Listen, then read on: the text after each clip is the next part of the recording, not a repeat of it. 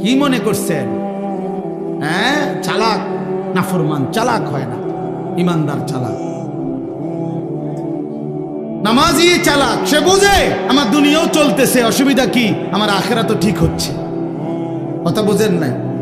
আমার দুনিয়াও চলতেছে, আমি তো দুপুরে ভাতও খাইলাম, জোহরের নামাজও পড়লাম, অসুবিধা কি? আজকে না, আজকে রোজা রাখছি, তো বুঝাইলাম যে ইমানদার তো বুঝে, ইমানদার সহজ হিসাব এটা।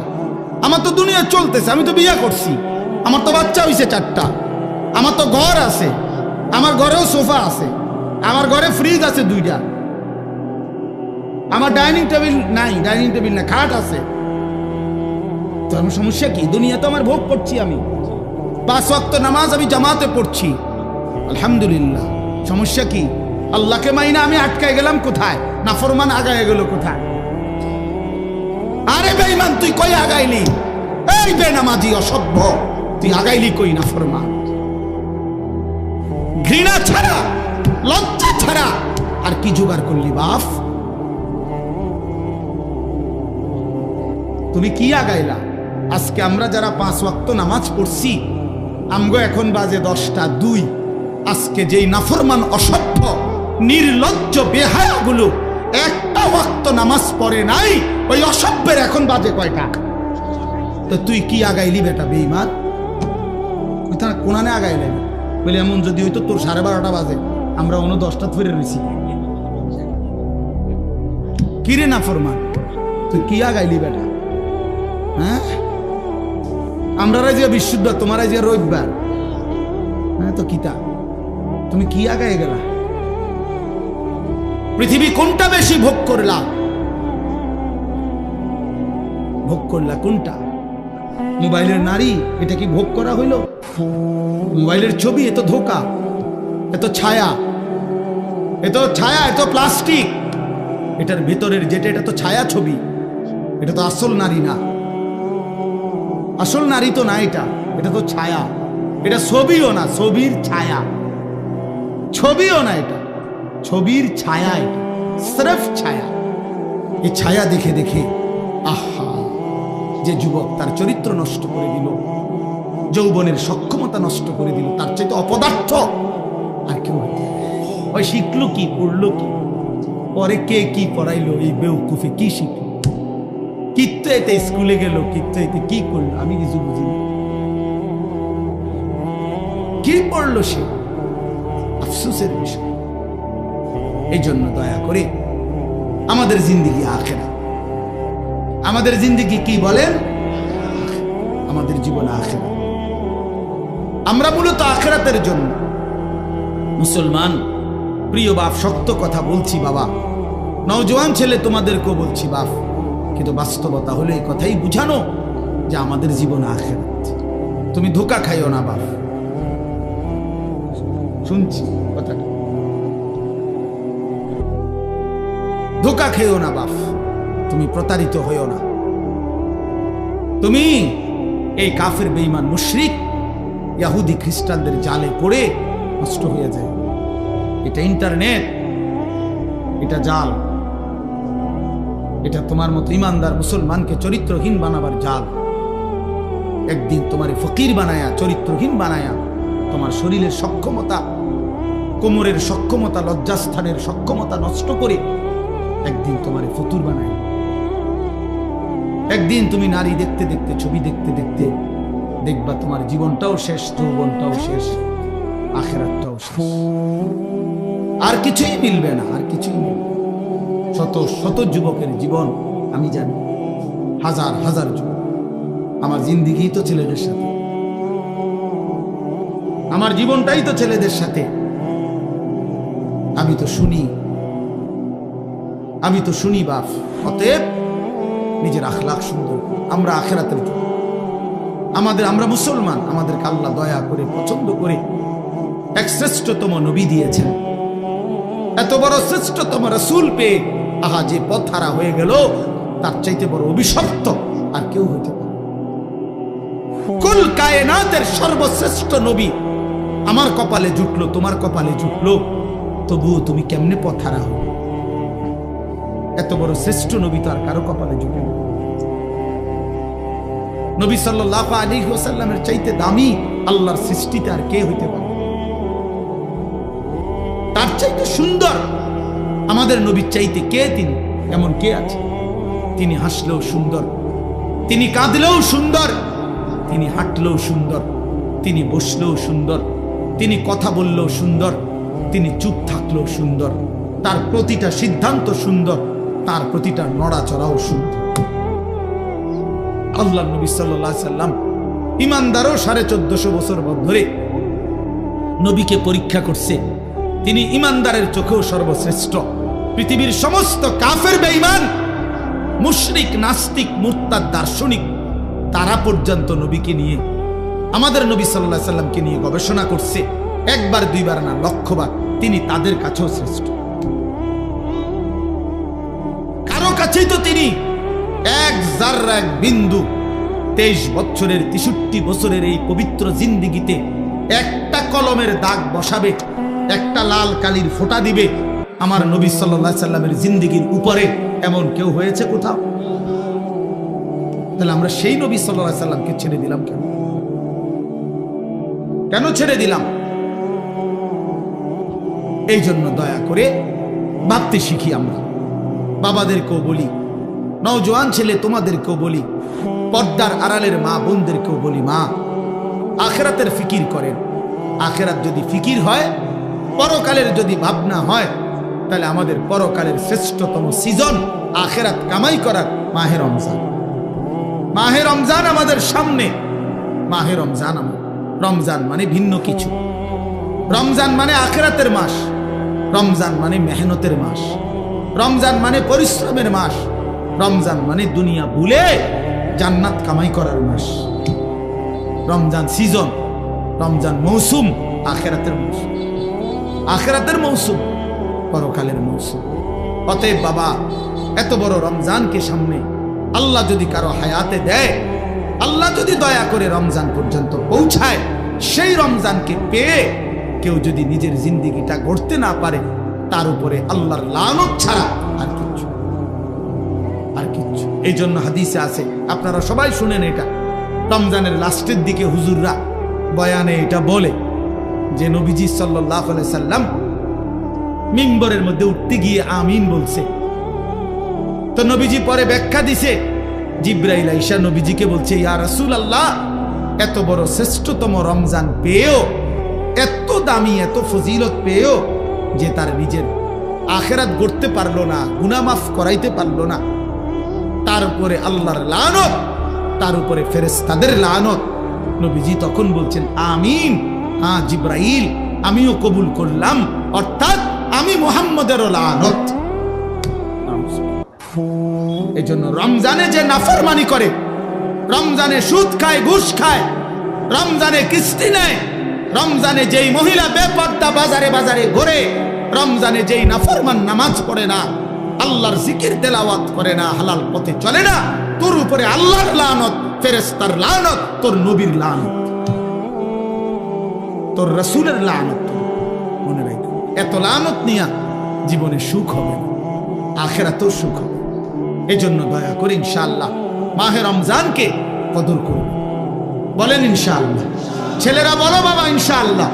রমজানের জন্য প্রস্তুতি নাও, রমজানের জন্য, রমজানের জন্য। আল্লাহ নবী সাল্লাল্লাহু আলাইহি সাল্লাম কোমরের লুঙ্গি রমজানে হাদিসে আছে শক্ত করে বাঁধতেন ইবাদতের জন্য। মানুষ যখন ভারী কাজ করে, শক্ত কোনো কাজ করে, তখন কোমরে গামছা বা রশি টাইট করে বাঁধিয়ে দেয়, তাইলে শক্তি হয়, শক্তি সঞ্চার হয়।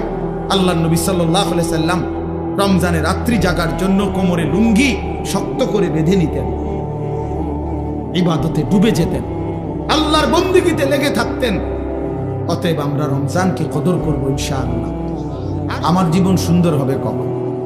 আল্লাহ তাআলা আমাদেরকে সৃষ্টি করেছেন আমাদের জিন্দেগির সমস্ত কর্মকাণ্ড সুন্দর করার জন্য। লিয়াবলুয়াকুম আইয়ুকুম আহসানু আমালা। আল্লাহ তাআলা বলেন, জীবন দিলাম তোমাদেরকে পরীক্ষা করার জন্য, তোমাদের কার আমল কতটা সুন্দর। আহসান, আহসান শুধু সংখ্যা বিবেচ্য নয়, নামাজ পড়ে ফেলছে 10,000 রাকাত, কিন্তু সূরা কেরাত অশুদ্ধ, দোয়া কালাম অশুদ্ধ, রুকুর তাসবিহ, সেজদার তাসবিহ, আত্তাহিয়াতু অশুদ্ধ, তো কোনো লাভ 10,000 না, 10 লক্ষ রাকাতেরও কোনো ফায়দা নেই। এজন্য সংখ্যা বিষয় না, যে কি পরিমাণ, না, গুণগত মান, গুণগত মান আহসান হইতে হবে, সুন্দর হইতে হবে, কোরআন সুন্নাত আলোকেই হইতে হবে, আলোকে যেভাবে হোক। আমরা অনেক মুসলমান এই কথাটা, হযরত মাওলানা মুফতি বেলায়েতুল্লাহ সাহেব শেষ এই কথাটা বলতে চাচ্ছিলেন। অর্থাৎ একটা কথা মনে রাখবেন ছেলেরা, তোমাদেরকেও বলি বাবা, যে যেটুকুই ইসলাম মানি এটুকুও গ্রহণযোগ্য হওয়ার জন্য বিশুদ্ধ হওয়া জরুরি, বিশুদ্ধ হওয়া জরুরি। শুধুমাত্র মসজিদে আসলাম শুক্রবার জুমার নামাজ, আমার উপস্থিতিটা দেখাইলাম, এতেই আমার জুমার নামাজ কবুল হবে না। জুমার নামাজ যেভাবে আদায় করতে হয় ওইভাবেই হইতে হবে। নামাজের সূরা কেরাত ঠিক হইতে হবে। শুধু আল্লাহর ঘরে গেলেই হজ আদায় হয় না, শুধু মিনা আরাফায় গেলেই হজ আদায় হয় না। কোরআন সুন্নাহ যেভাবে হজ্জের নিয়ম কানুন বলছে ওইভাবে হইতে হবে, ওইভাবে হইতে হবে।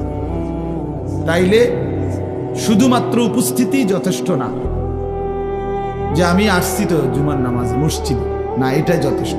আমি শুধু তো উঠানামা করলাম 4 রাকাত, না, শুদ্ধ হইতে হবে। আল্লাহ নবী সাল্লাল্লাহু আলাইহি ওয়াসাল্লাম বলেন, তিলকা সালাতুল মুনাফিক, 3 বার বলছে নবীজি কথা। ওই নামাজ মুনাফিকের নামাজ, ওই নামাজ মুনাফিকের নামাজ, ওই নামাজ মুনাফিকের নামাজ। কামা ফানাক্কারা আরবাআন লা ইয়াযকুরুনাল্লাহা ইল্লা কালিলা, যে শুধু দাঁড়াইলো আর 4 রাকাতে 4টা ঠোকর মারলো।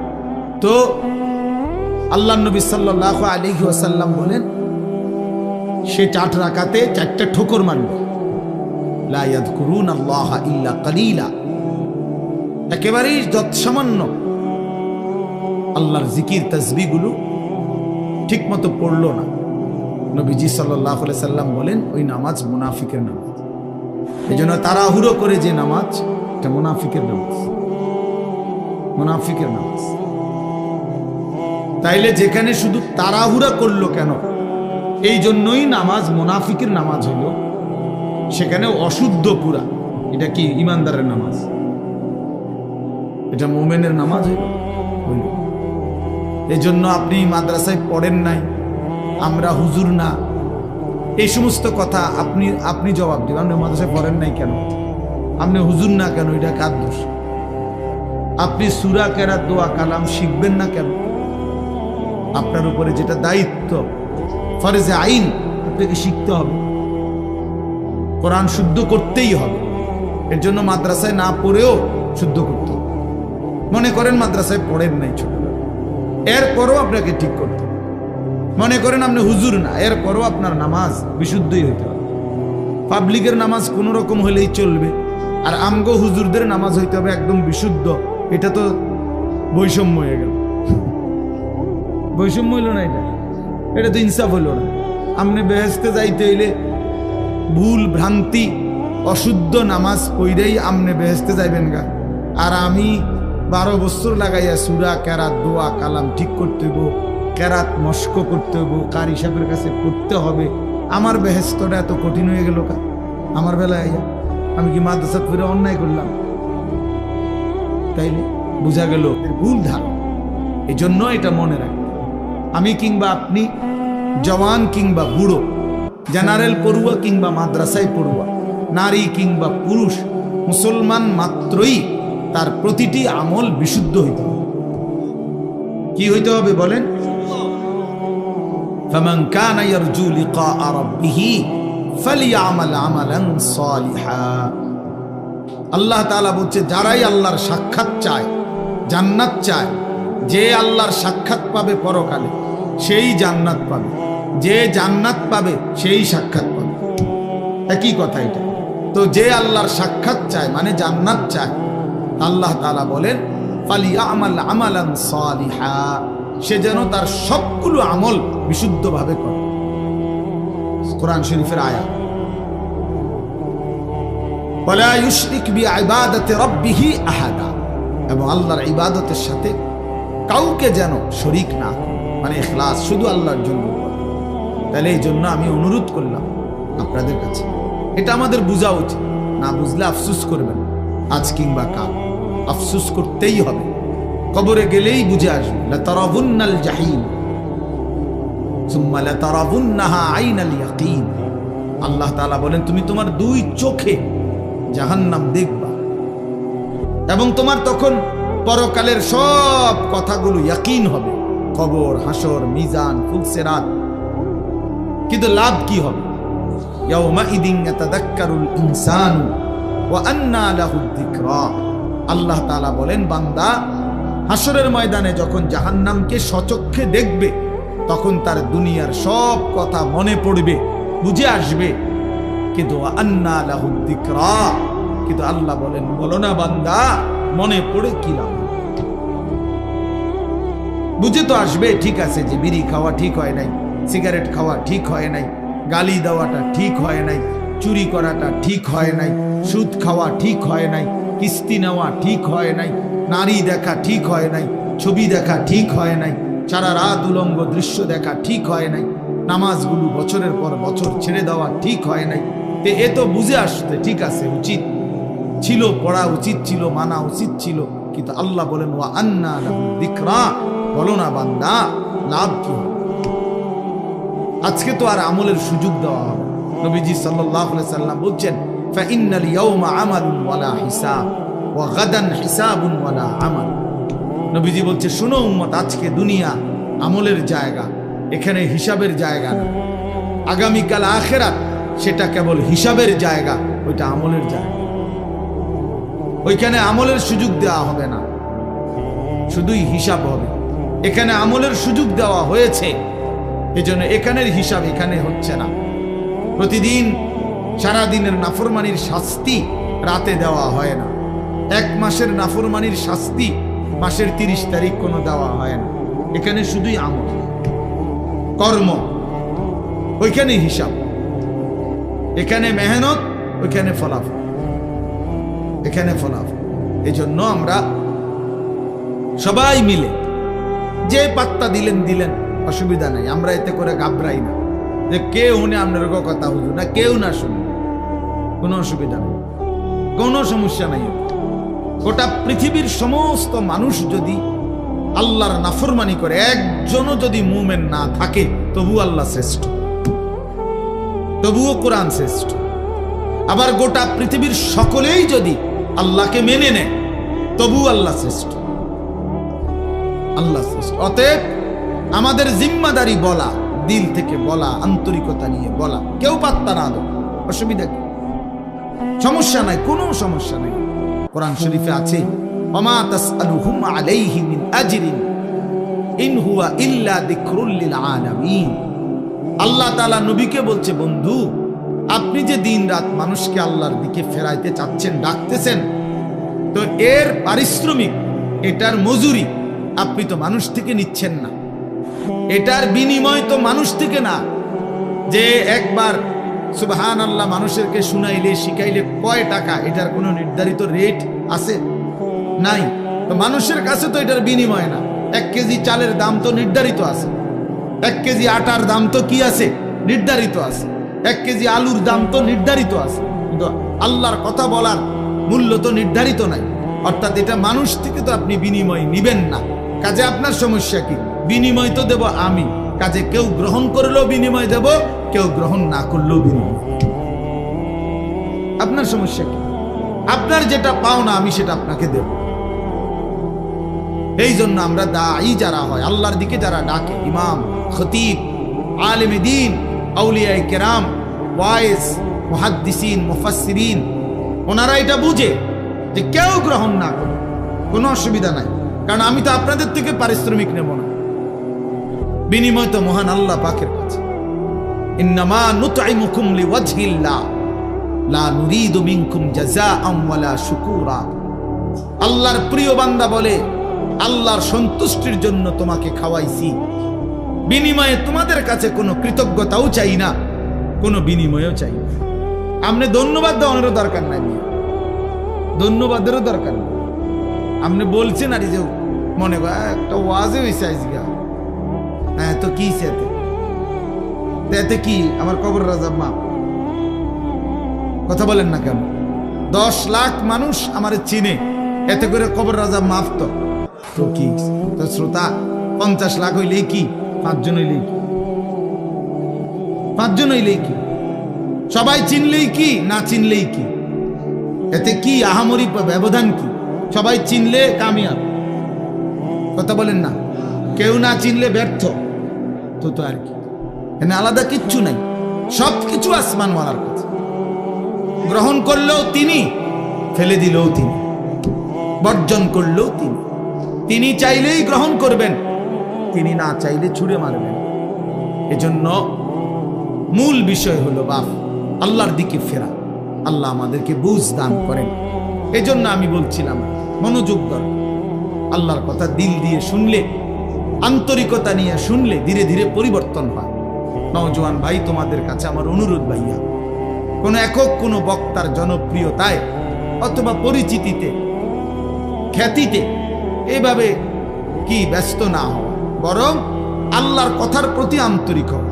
ওষুধের মতো লাগুক, বিষের মতোই লাগুক, আমার গায়েই লাগুক, আমারই বলুক, তারপরও শুনতে থাকা, হজম করতে থাকা, অনুভব করতে থাকা। তাইলে একদিন আল্লাহ পাক জিন্দেগি বদলায় দিবে, জীবন বদলায়।